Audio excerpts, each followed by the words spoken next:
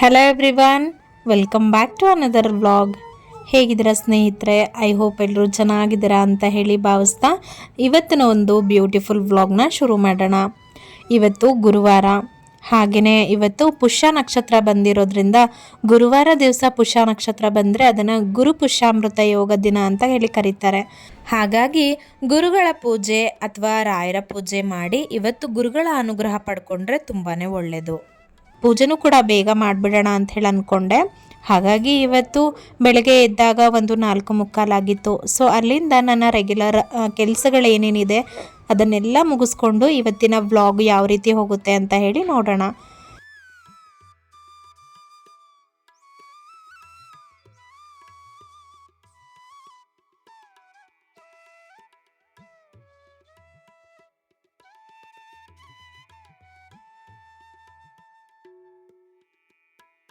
ಗುರುವಾರದ morning routine ನನಗೆ ಸ್ವಲ್ಪ busy routine ಅಂತಲೇ ಅನಿಸುತ್ತೆ. ಯಾಕಂತ ಹೇಳಿದ್ರೆ ಗುರುವಾರದ ವಾರದ ಜೊತೆಗೆ ನಾನು ಶುಕ್ರವಾರಕ್ಕೂ ಕೂಡ ಕೆಲವೊಂದು ಪ್ರಿಪ್ರೇಷನ್ಸ್ನ ಹಿಂದಿನ ದಿನ ಗುರುವಾರನೇ ಮಾಡ್ಕೊಂಡು ಬಿಡ್ತೀನಿ. ಉದಾಹರಣೆಗೆ ಕಿಟಕಿಗಳ ಒರೆಸ್ಕೊಳ್ಳೋದಾಗಿರ್ಬಹುದು, ಬಾಗಿಲುಗಳನ್ನು ಒರೆಸ್ಕೊಳ್ಳೋದಾಗಿರ್ಬೋದು, ಹಾಗೆ ಟಿ ವಿ ಯೂನಿಟ್ಟು ಮತ್ತು ಕಿಚನಲ್ಲಿ ಬರೋವಂಥ ಕ್ಯಾಬಿನೆಟ್ಸ್ಗಳು, ವಾಲ್ಡ್ರೋಬ್ಸು ಪ್ರತಿಯೊಂದನ್ನು ಕೂಡ ನಾನು ಗುರುವಾರ ಬೆಳಗ್ಗೆನೇ ನಾನು ಎಲ್ಲ ಒರೆಸ್ಕೊಂಡು ಬಿಡ್ತೀನಿ. ಗುರುವಾರದ ಪೂಜೆಗೂ ಕೂಡ ಸ್ವಚ್ಛ ಮಾಡಿದಾಗುತ್ತೆ. ಹಾಗೆ ಅಡ್ವಾನ್ಸ್ ಆಗಿ ಶುಕ್ರವಾರಕ್ಕೂ ಕೂಡ ನಾನು ಪ್ರಿಪೇರ್ ಮಾಡ್ಕೊಂಡಂಗಾಗುತ್ತೆ. ಈ ಕೆಲಸಗಳನ್ನೆಲ್ಲ ನಾನು ಶುಕ್ರವಾರ ಮಾಡ್ಕೊಳ್ಳೋದು ಇಟ್ಕೊಂಡ್ರೆ ದೇವ್ರ ಪಾತ್ರೆಗಳು ತೊಳೆಯೋದೆಲ್ಲ ಇರುತ್ತಲ್ಲ, ಕಳಸ, ಅದನ್ನೆಲ್ಲ ಪ್ರತಿಯೊಂದು ದೇವ್ರ ಪಾತ್ರೆಗಳನ್ನು ತೆಗೆದು ಶುಕ್ರವಾರ ಎಲ್ಲ ತೊಳ್ಕೊಂಡಿರ್ತೀವಿ. ಹಾಗಾಗಿ ಶುಕ್ರವಾರದ ಮಾರ್ನಿಂಗ್ ರೂಟೀನ್ಗೆ ನಾನು ಗುರುವಾರದಿಂದನೇ ಪ್ರಿಪ್ರೇಷನ್ ಸ್ಟಾರ್ಟ್ ಮಾಡಿಬಿಡ್ತೀನಿ. ವಾರಕ್ಕೆ ಒಂದ್ಸರಿ ಆದರೂ ಆಯಿತು ಅಥವಾ 15 ದಿನಕ್ಕೊಂದ್ಸರಿ ಆಯಿತು, ಈ ರೀತಿಯಾಗಿ ಸ್ವಲ್ಪ ಡೀಪ್ ಕ್ಲೀನ್ ಮಾಡ್ಕೋತಾ ಬಂದರೆ ಮನೆ ಯಾವಾಗ್ಲೂ ನೀಟಾಗಿರುತ್ತೆ. ಹಾಗೆಯೇ ಪಾಸಿಟಿವ್ ಎನರ್ಜಿ ಕೂಡ ಮನೆಯಲ್ಲಿ ಯಾವಾಗಲೂ ಇರುತ್ತೆ ಅಂತಲೇ ಹೇಳಬಹುದು. ಅದೇ ನಾವು ಮನೇನ ಗಲೀಜಾಗಿ ಇಟ್ಕೊಂಡ್ವಿ ಅಂತ ಹೇಳಿದ್ರೆ ಮನೆಯೂ ಗಲೀಜಾಗಿರುತ್ತೆ. ಹಾಗೆ ನಾವು ಕೂಡ ತುಂಬಾ ನೆಗೆಟಿವ್ ಎನರ್ಜಿಯಿಂದ ಫೀಲ್ ಮಾಡ್ತಾ ಇರ್ತೀವಿ. ಇದು ನನಗೆ ಪರ್ಸ್ನಲಿ ನನಗಿದು ತುಂಬ ಫೀಲ್ ಆಗ್ತಿರುತ್ತೆ. ಹೀಗಾಗಿ ನನಗೆ ಯಾವಾಗೂ ಮನೆ ಕ್ಲೀನಾಗಿರಬೇಕು ಮತ್ತು ಆರ್ಗನೈಸ್ ಆಗಿರಬೇಕು. ಸೊ ಆ ರೀತಿಯಾಗಿ ಮನೆನ ಇಟ್ಕೊಳ್ಳೋದು ನನಗೆ ತುಂಬಾ ಇಷ್ಟ. ಹಾಗಾಗಿ ಒಂದು ಸ್ವಲ್ಪ ಎಕ್ಸ್ಟ್ರಾ ಕೆಲಸ ಆದರೂ ಪರವಾಗಿಲ್ಲ, ಸ್ಟ್ರೈನ್ ಆದರೂ ಪರವಾಗಿಲ್ಲ, ನನಗೆ ಮನೆ ಮಾತ್ರ ನೀಟಾಗಿರಬೇಕು. ಹಾಗೆ ಮನೆಯೂ ಕೂಡ ಅಂದವಾಗಿ ಇಟ್ಕೊಳ್ಳೋದು ಅಂದರೆ ನನಗೆ ತುಂಬಾ ಇಷ್ಟ.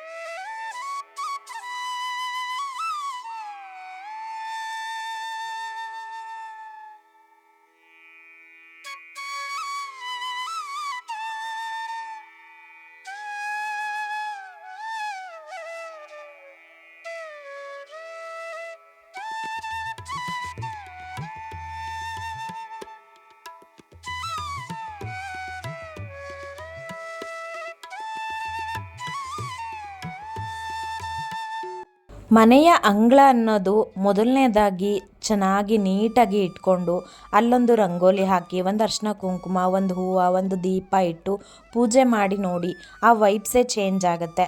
ನಮ್ಮ ಮನೇಲಿ ಎಂಥದೇ ನೆಗೆಟಿವ್ ಎನರ್ಜಿ ಇರಲಿ, ಎಷ್ಟೇ ಬೇಡವಾದ ವಿಚಾರಗಳಿಂದ ನಾವು ದೂರ ಇರಬೇಕು ಅಂತ ನಾವು ಪ್ರಯತ್ನ ಪಟ್ಟರೂ ಕೂಡ ಕೆಲವೊಂದು ಗಳಿಗೆಯಲ್ಲಿ ಆಗಿರಲ್ಲ. ಅದನ್ನು ಆ ಟೈಮ್ನ ನಾವು ನಮ್ಮ ಬಾಲ್ಕನಿ ಅಥವಾ ನಮ್ಮ ಹೊರಗಡೆ ಅಂಗಳನ ಗುಡಿಸಿ ನೀಟಾಗಿ ಇಟ್ಕೊಂಡು ಒಂದು ಪಾಸಿಟಿವ್ ವೈಬ್ಸ್ನ ನಾವೇ ಅಲ್ಲಿ ಕ್ರಿಯೇಟ್ ಮಾಡಿದ್ರೆ ನಿಜವಾಗ್ಲೂ ನಮ್ಮ ಮನೆಗೆ ಒಂದು ಪಾಸಿಟಿವ್ ವೈಬ್ಸ್ ಖಂಡಿತ ಬರುತ್ತೆ ಅಂತಲೇ ಹೇಳಬಹುದು. ನನಗೆ ಪರ್ಸ್ನಲಿ ಇದನ್ನು ನಾನು ಎಕ್ಸ್ಪೀರಿಯೆನ್ಸ್ ಮಾಡಿ ಹೇಳ್ತಿರೋದು. ನನಗೆ ಹೊರಗಡೆ ಯಾವತ್ತು ಗುಡಿಸಿರಲ್ಲ, ಒಂದು ರಂಗೋಲಿ ಇಟ್ಟಿರಲ್ಲ, ಒಂದು ಬೊಟ್ಟಿಟ್ಟಿರಲ್ಲ, ಕಸ ಗುಡಿಸ್ಬಿಟ್ಟು ಹಾಗೆ ಖಾಲಿ ಬೋಳ ಥರ ಬಿಟ್ಟಿರ್ತೀನಲ್ಲ, ಅವತ್ತು ಇಡೀ ದಿವಸ ನನಗೂ ಮನಸ್ಸಿಗೆ ಸಮಾಧಾನ ಇರಲ್ಲ. ಆ್ಯಂಡ್ ಮನೇಲೂ ಕೂಡ ನನಗೆ ಆ ಎನ್ವೈರ್ಮೆಂಟ್ ಇಷ್ಟ ಆಗ್ತಾ ಇರಲ್ಲ. ಬಟ್ ಅದು ನಾನು ಬೆಳಗ್ಗೆ ಬೇಗ ಎದ್ದು ಈ ರೀತಿಯಾಗಿ ಕೆಲಸಗಳನ್ನೆಲ್ಲ ಮಾಡಿಕೊಂಡು ಮನೆ ಮುಂದೆ ಗುಡಿಸಿ ಒರೆಸಿ ರಂಗೋಲಿ ಹಾಕಿ ವೆಲ್ ಆರ್ಗನೈಸ್ಡಾಗಿ ಯಾವಾಗ ಇಟ್ಟಿರ್ತೀನಿ, ನಂಗೆ ಅವತ್ತು ಇಡೀ ದಿನವೂ ಕೂಡ ಪಾಸಿಟಿವ್ ಆಗಿ ಫೀಲ್ ಆಗುತ್ತೆ. ಆ್ಯಂಡ್ ನನಗೆ ಆವತ್ತಿನ ದಿನ ತುಂಬ ಸಮಾಧಾನವಾಗಿರ್ತೀನಿ. ಆ್ಯಂಡ್ ನನ್ನ ಮನೇಲೂ ಕೂಡ ಅಷ್ಟೇ, ಒಳ್ಳೆ ಥಿಂಗ್ಸ್ಗಳು, ಏನಾದರೂ ಒಳ್ಳೊಳ್ಳೆ ವಿಚಾರಗಳಾಗಿರಬಹುದು, ಎಂಟೈರ್ಲಿ ಅವತ್ತಿನ ದಿನ ಓಲ್ ಡೇ ಕಂಪ್ಲೀಟ್ ನಮಗೆ ಪಾಸಿಟಿವ್ ವೈಬ್ಸಿಂದ ಕೂಡಿರುತ್ತೆ. ಸೊ ಹಾಗಾಗಿ ನನಗೆ ಜಾಸ್ತಿ ನಾನು ಪಾಸಿಟಿವಿಟಿ ಕಡೆನೇ ಗಮನ ಕೊಡೋದು ಜಾಸ್ತಿ.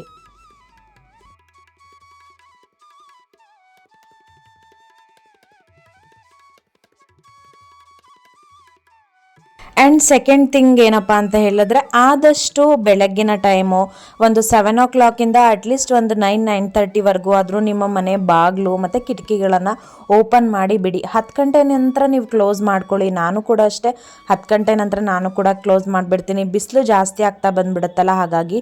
ಬಟ್ ಬೆಳಗಿನ ಜಾವದ ಸೂರ್ಯನ ಕಿರಣಗಳೇನಿದೆಯಲ್ಲ ಅದರಲ್ಲಿ ತುಂಬಾ ಪಾಸಿಟಿವಿಟಿ ಇರುತ್ತೆ ಆ್ಯಂಡ್ ಅದರಲ್ಲಿ ಹೇರಳವಾಗಿ ವಿಟಮಿನ್ ಡಿ ಇರುತ್ತೆ. ಸೊ ಹಾಗಾಗಿ ನಮ್ಮ ಮನೆ ಬಾಗಿಲು ಅಥವಾ ಕಿಟಕಿಗಳನ್ನು ತೆಗೆದ್ರೆ ಮನೆಯಲ್ಲಿ ಸೂರ್ಯನ ಕಿರಣಗಳು ಮನೆ ಒಳಗಡೆ ಬಂದರೆ ಖಂಡಿತ ಆ ಮನೆಗೆ ಒಳ್ಳೆಯದಾಗುತ್ತೆ ಆ್ಯಂಡ್ ಪಾಸಿಟಿವಿಟಿ ಇದೆ ಅಂತ ಹೇಳಿ ಅರ್ಥ. ಸೊ ಹಾಗಾಗಿ ನಾನು ಬೆಳಗ್ಗೆ ಎದ್ದಿದ ತಕ್ಷಣ ಫಸ್ಟು ಎಲ್ಲ ಕ್ಲೀನ್ ಮಾಡ್ತೀನಿ. ಕ್ಲೀನಿಂಗ್ ಆದ ನಂತರ ನಾನು ಕಿಟಕಿಗಳನ್ನೆಲ್ಲ ಓಪನ್ ಮಾಡ್ಕೋತೀನಿ. ಆ್ಯಂಡ್ ಬಿಸಿಲು ಇನ್ನೇನು ಬಿಸಿಲು ಸ್ಟಾರ್ಟ್ ಆಗುತ್ತಲ್ಲ, ನಮ್ಮ ಮನೇಲಿ ಯಾವ ಥರ ಅಂತ ಹೇಳಿದ್ರೆ ಬೆಳಗಿನ ಸೂರ್ಯನ ಕಿರಣಗಳು ನೇರವಾಗಿ ನಮ್ಮ ದೇವ್ರ ಮನೆ ಒಳಗೇ ಬೀಳುತ್ತೆ. ಸೊ ಹಾಗಾಗಿ ಇದ್ದಿದ್ದು ನನಗೆ ಆ ವೈಬ್ಸ್ ಅಂತೂ ಸಿಕ್ಕಾಪಟ್ಟೆ ಇಷ್ಟ ಆಗುತ್ತೆ.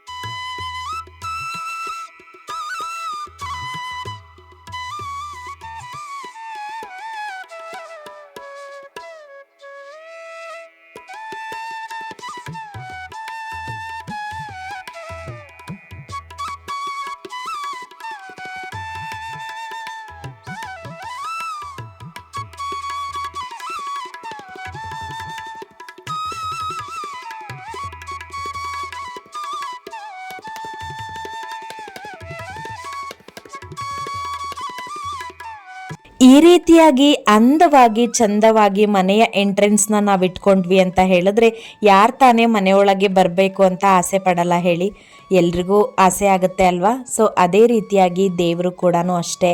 ನಾನು ಸೂರ್ಯನ ಯಾವ ರೀತಿ ವೆಲ್ಕಮ್ ಮಾಡ್ತೀನಿ ಅಂದರೆ ಈ ರೀತಿಯಾಗಿ ವೆಲ್ಕಮ್ ಮಾಡ್ತೀನಿ. ಸೂರ್ಯನಿಂದ ನಾವು ಬೇಕಾದಷ್ಟು ಉಪಯೋಗಗಳನ್ನು ಪಡ್ಕೋತಾ ಇರ್ತೀವಿ. ಪ್ರತಿದಿನವೂ ನಾವೇನು ಅವನಿಗೆ ನೀಡದೆ ನಮಗೆ ಅವನು ಅಷ್ಟೊಂದೆಲ್ಲ ಮಾಡುವಾಗ ನಾವು ಇಷ್ಟಾದರೂ ಮಾಡಬೇಕಲ್ವಾ. ನಾನು ಸೂರ್ಯನಿಗೆ ಯಾವ ರೀತಿ ವೆಲ್ಕಮ್ ಮಾಡ್ತೀನಿ ಅಂದರೆ ಈ ರೀತಿಯಾಗಿ ವೆಲ್ಕಮ್ ಮಾಡ್ತೀನಿ. ನನಗೆ ಇದು ತುಂಬಾ ಖುಷಿ ಕೊಡುವಂಥ ವಿಚಾರ. ನನ್ನ ಮನೆಯ ಎಂಟ್ರೆನ್ಸ್ನ ನಾನು ಈ ರೀತಿಯಾಗಿ ಆರ್ಗನೈಸ್ ಮಾಡೋದ್ರಿಂದ ನನ್ನ ಮನೆಗೆ ಪಾಸಿಟಿವಿಟಿನೂ ಬರುತ್ತೆ, ಹಾಗೆ ನನಗೂ ಕೂಡ ಮನಸ್ಸಿಗೆ ತುಂಬಾ ಖುಷಿ ಆಗುತ್ತೆ.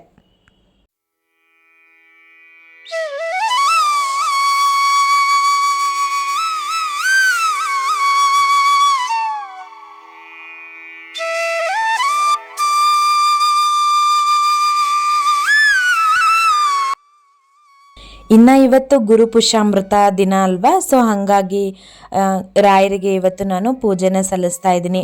ಇವತ್ತು ನಾನು ಯಾವುದೇ ರೀತಿ ಬೇಡಿಕೆಗಳನ್ನು ರಾಯರ ಮುಂದೆ ಇಟ್ಟಿಲ್ಲ. ನಿಸ್ವಾರ್ಥ ಸೇವೆ ಅಂತ ಹೇಳ್ತಾರೆ. ಅಂದರೆ ನಾವು ಯಾವುದೇ ರೀತಿ ಬೇಡಿಕೆಗಳನ್ನು ಇಡದೇ ರಾಘವೇಂದ್ರ ಸ್ವಾಮಿ ಅವರಿಗೋಸ್ಕರನೇ ನಾವು ಮಾಡುವಂಥ ಪೂಜೆ ಇರುತ್ತಲ್ಲ, ಇವತ್ತಿನ ದಿವಸ ನಾನು ನಿನ್ನ ಮುಂದೆ ಏನು ಬೇಡಿಕೆಗಳನ್ನು ಇಡಲ್ಲ, ಇವತ್ತು ಮಾಡ್ತಾ ಇರೋ ಸೇವೆ ನಾನು ನಿನಗೋಸ್ಕರ ಮಾಡ್ತಾ ಇರೋ ಸೇವೆನಪ್ಪ ಅಂತ ಹೇಳಿ ಮನಸ್ಸಲ್ಲಿ ಒಂದು ಸಂಕಲ್ಪ ಮಾಡಿಕೊಂಡು ದೇವರಿಗೋಸ್ಕರನೇ ನಾವು ಪೂಜೆ ಮಾಡೋದು ತುಂಬಾ ಒಳ್ಳೆಯದು.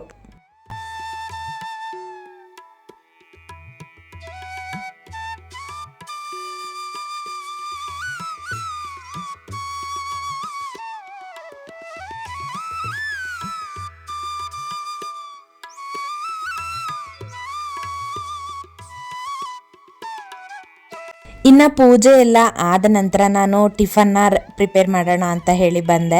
ನಮ್ಮನೆಯವರು ಪಾಪ ತುಂಬ ದಿನದಿಂದ ಇಡ್ಲಿ ವಡೆ ಮಾಡು ಅಂತ ಹೇಳಿ ಕೇಳ್ತಾನೆ ಇದ್ದರು. ನನಗೆ ಸ್ವಲ್ಪ ಕರ್ದಿರೋ ಐಟಮ್ಸ್ ಅಂದರೆ ತಿನ್ನೋಕ್ಕೆ ಅಷ್ಟೊಂದು ಇಷ್ಟ ಆಗಲ್ಲ. ಈ ಥರ ಹಪ್ಪಳ ಸಂಡಿಗೆ ಆ ಥರದನ್ನು ಕೂಡ ನನಗೆ ಅಷ್ಟೊಂದು ಇಷ್ಟ ಆಗಲ್ಲ. ಎಲ್ಲೋ ಅಪರೂಪದಲ್ಲಿ ಒಂದು ಸರಿ ಹಬ್ಬದಲ್ಲಿ ಹರಿದಿನದಲ್ಲಿ ಏನಾದರೂ ಕರೆದಾಗ 1-2 ತಿಂದರೆ ತುಂಬಾ ಹೆಚ್ಚು. ಬಟ್ ನಮ್ಮನೆಯವರು ತುಂಬ ದಿವಸದಿಂದ ಕೇಳ್ತಾ ಇದ್ರಲ್ಲ, ಹಾಗಾಗಿ ಇವತ್ತು ಇಡ್ಲಿ ಮತ್ತು ವಡೆನ ಮಾಡ್ತಾಯಿದ್ದೀನಿ.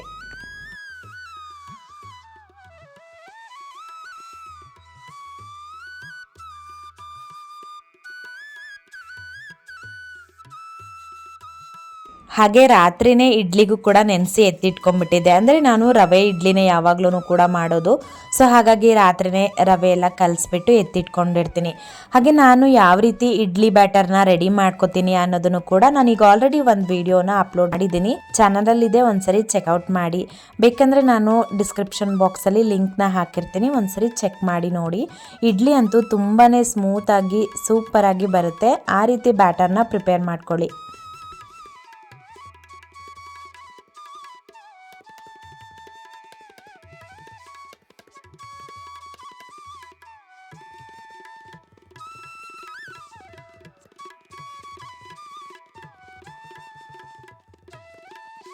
ನಾನಿವತ್ತು ಪಾಲಕ್ ಸೊಪ್ಪು ಮತ್ತು ಬೇಳೆ ಮಸೂರ್ ದಾಲ್ ಎಲ್ಲ ಹಾಕಿಬಿಟ್ಟು ಸಾಂಬಾರನ್ನ ಮಾಡಿ ಎತ್ತಿಟ್ಕೊಂಡ್ಬಿಟ್ಟಿದ್ದೀನಿ ಈಗ ಆಲ್ರೆಡಿನೇ.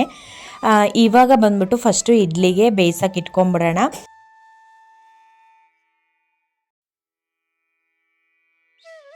ಇಡ್ಲಿ ಬೇಯೋಕ್ಕೆ ಮಿನಿಮಮ್ ಅಂದ್ರೂ ಒಂದು 20 ಮಿನಿಟ್ಸ್ ಆದ್ರೂ ಬೇಕು. ಸೊ ಆ 20 ಮಿನಿಟ್ಸಲ್ಲಿ ಇಡ್ಲಿ ಬೇಯೋದ್ರ ಜೊತೆಗೆ ನಾವು ಚಟ್ನಿನೂ ಕೂಡ ಪ್ರಿಪೇರ್ ಮಾಡ್ಕೊಂಡು ಬಿಡ್ಬೋದು. ಹಾಗಾಗಿ ಫಸ್ಟು ಇಡ್ಲಿ ಬೇಯೋಕ್ಕೆ ಹಾಕೊಂಡ್ಬಿಡೋಣ.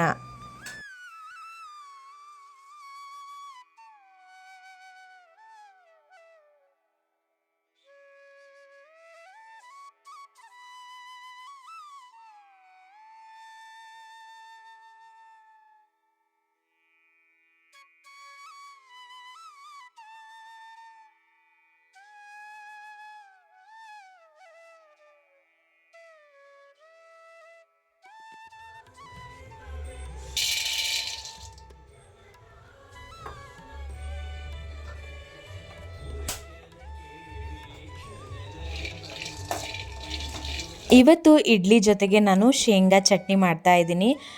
ಇಡ್ಲಿಗೆ ಶೇಂಗಾ ಚಟ್ನಿನೂ ಅಷ್ಟೇ ತುಂಬಾ ಚೆನ್ನಾಗಿರುತ್ತೆ ಕಾಂಬಿನೇಷನು. ಕಾಯಿ ಚಟ್ನಿನೂ ಚೆನ್ನಾಗಿರುತ್ತೆ, ಬಟ್ ನಮಗೆ ಸ್ಪೆಷಲಿ ಶೇಂಗಾ ಚಟ್ನಿ ತುಂಬಾ ಇಷ್ಟ ಆಗುತ್ತೆ, ನನಗಾಗಿರ್ಬೋದು ನನ್ನ ಹಸ್ಬೆಂಡ್ಗಾಗಿರ್ಬೋದು. ಸೊ ಹಾಗಾಗಿ ಇವತ್ತು ಶೇಂಗಾ ಚಟ್ನಿ, ಅದು ಒಣ ಖಾರ ಹಾಕಿಬಿಟ್ಟು ಮಾಡ್ತಾಯಿದ್ದೀನಿ.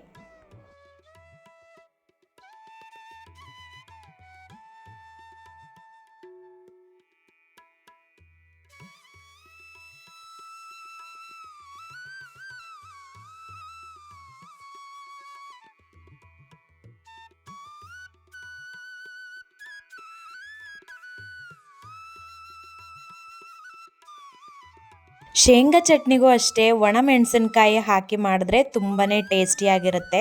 ಸೊ ಹಾಗಾಗಿ ನಾನಿಲ್ಲಿ ಒಂದು 4 ಒಣಮೆಣಸಿನಕಾಯಿನ ಮುರಿದ್ಬಿಟ್ಟು ಹಾಕೋತಾ ಇದ್ದೀನಿ.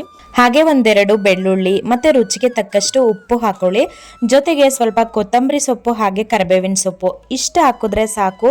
ಹುಣಸೆ ಹಣ್ಣು ಏನು ಹಾಕೋಕ್ಕೆ ಹೋಗಲ್ಲ ನಾನು, ಅಂದರೆ ಕಡಲೆಕಾಯಿ ಚಟ್ನಿಗೆ ಮಾತ್ರ ಹುಣಸೆ ಹಣ್ಣು ಹಾಕೋಕ್ಕೆ ಹೋಗಲ್ಲ. ಇದಿಷ್ಟನ್ನು ಹಾಕ್ಕೊಂಡು ಸ್ವಲ್ಪ ನುಣ್ಣಗೆ ರುಬ್ಕೊಂಡ್ರೆ ಸಾಕು, ಟೇಸ್ಟಿ ಆಗದಂಥ ಚಟ್ನಿ ರೆಡಿನೇ ಆಗೋಗುತ್ತೆ.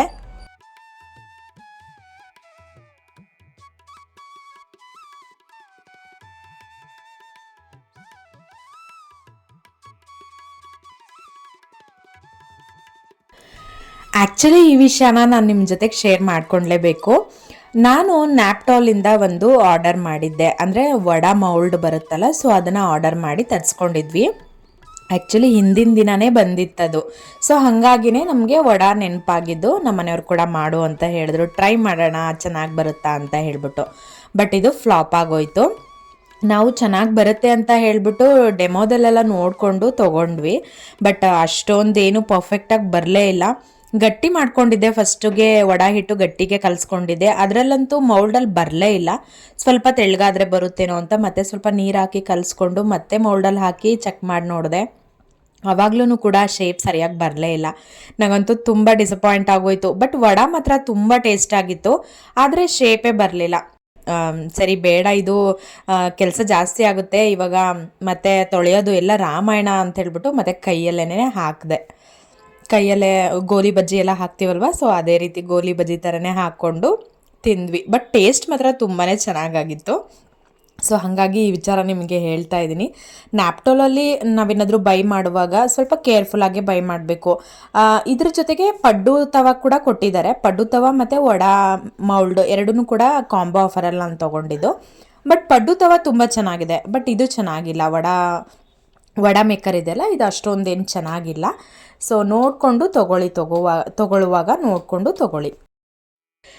ಇನ್ನು ವಡ ಫ್ಲಾಪ್ ಸ್ಟೋರಿ ಹೇಳೋ ಅಷ್ಟೊತ್ತಿಗೆ ಇಡ್ಲಿನೂ ಕೂಡ ಬೆಂದಿತ್ತು. ಸೊ ಇಡ್ಲಿನೂ ಕೂಡ ರೆಡಿಯಾಗಿದೆ. ನೋಡ್ತಾ ಇದ್ದೀರಲ್ಲ, ಇಡ್ಲಿ ಮಾತ್ರ ತುಂಬ ಚೆನ್ನಾಗಿ ಬಂದಿತ್ತು. ಸೊ ಬೇಗ ಬೇಗ ಮನೆಯವ್ರಿಗೆ ಮತ್ತು ಮಗಳಿಗೆ ಬ್ರೇಕ್ಫಾಸ್ಟ್ ಎಲ್ಲ ಕೊಟ್ಬಿಟ್ಟು ಅದಾದಮೇಲೆ ನೆಕ್ಸ್ಟ್ ಕೆಲಸ ಏನಿದೆ ನೋಡ್ಕೊಬೇಕು. ಸೊ ಇದಿಷ್ಟು ಇವತ್ತಿನ ಅಂದರೆ ಗುರುವಾರದ ಕಂಪ್ಲೀಟ್ ರೊಟೀನ ನಾನು ನಿಮಗೆ ಮಾರ್ನಿಂಗ್ ರೊಟೀನ ತೋರಿಸಿದ್ದೀನಿ. ಥರ್ಸ್ಡೇ ಹೇಳ್ತೀನಲ್ಲ, ಗುರುವಾರದ ದಿವಸ ಅಂತೂ ಕಂಪ್ಲೀಟ್ ಬ್ಯುಸಿ ರೊಟೀನ್ ಅಂತಲೇ ಆಗುತ್ತೆ.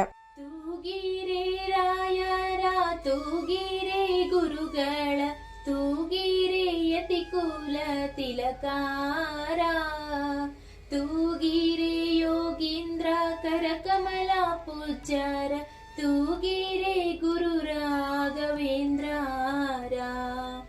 ಕುಂದನಮಯವಾದ ಚಂದದ ತೊಟ್ಟಿಲೋಳಾನಂದದಿ ಮಲಗ್ಯಾರ, ತೂಗಿರೆ ಕುಂದನಮಯವಾದ ಚಂದದ ತೊಟ್ಟಿಲೋಳಾನಂದದಿ ಮಲಗ್ಯಾರ, ತೂಗಿರೆ ನಂದನ ಕಂದ ಗೋವಿಂದ ಮುಕುಂದನ ಚಂದಾದಿ ಭಜಿಪಾರ, ತೂಗಿರೆ ನಂದನ ಕಂದ ಗೋವಿಂದ ಮುಕುಂದನ ಚಂದಾದಿ ಭಜಿಪಾರ, ತೂಗಿರೆ ತೂಗಿರೆ ರಾಯರ ತೂಗಿರೆ ಗುರುಗಳ ತೂಗಿರೆ ಯತಿಕುಲ ತಿಲಕಾರ, ತೂಗಿರೆ ಯೋಗೀಂದ್ರ ಕರಕಮಲ ಪೂಜ್ಯರ, ತೂಗಿರೆ ಗುರು ರಾಘವೇಂದ್ರರ, ತೂಗಿರೆ ಗುರು ಐ ಹೋಪ್ ನಿಮ್ಮೆಲ್ರಿಗೂ ಕೂಡ ಈ ಒಂದು ಬ್ಯೂಟಿಫುಲ್ ವ್ಲಾಗ್ ಇಷ್ಟ ಆಗಿದೆ ಅಂತ ಹೇಳಿ ಭಾವಿಸ್ತಾ ಇವತ್ತಿನ ಈ ಒಂದು ವ್ಲಾಗ್ನ ಇಲ್ಲಿಗೆ ಎಂಡ್ ಮಾಡ್ತಾ ಇದ್ದೀನಿ. ಮತ್ತೆ ನಾನು ನಿಮ್ಮನ್ನು ಮುಂದಿನ ವ್ಲಾಗಲ್ಲಿ ಭೇಟಿ ಮಾಡ್ತೀನಿ ಅಂತ ಹೇಳ್ತಾ, ಹೊಸದಾಗಿ ಯಾರಾದರೂ ನನ್ನ ಚಾನಲ್ನ ವಿಸಿಟ್ ಮಾಡಿದರೆ ದಯಮಾಡಿ ಸಬ್ಸ್ಕ್ರೈಬ್ ಮಾಡ್ಕೊಳ್ಳಿ, ಹಾಗೆ ಬೆಲ್ ಬಟನ್ ಕೂಡ ಕ್ಲಿಕ್ ಮಾಡಿ. ಮತ್ತೆ ಸಿಗೋಣ ಮುಂದಿನ ವ್ಲಾಗಲ್ಲಿ. ಅಲ್ಲಿವರೆಗೂ ನಮಸ್ಕಾರ.